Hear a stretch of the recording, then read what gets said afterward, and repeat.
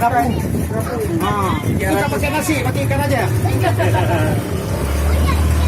Kalau pakai ringgit berapa, Cik? Berapa tu? Dah RM10 dah. RM10. Ya. RM10, RM30, RM300 berarti. Bilik yang kita keluar keringat, makanya keluar keringat juga. Atau Sini Batuk. atau kita sudah berada di kapal nih tuh. Ini kita menuju keliling Pulau Rubiah. Keliling Pulau Rubiah nih tuh.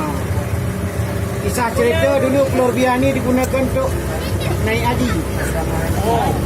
Naik haji. Kita transitnya di sini, karantinanya di sini. Kapal. Kalau dulu kan dia pakai kapal layar. Jadi dia pergi 3 bulan, pulang 3 bulan.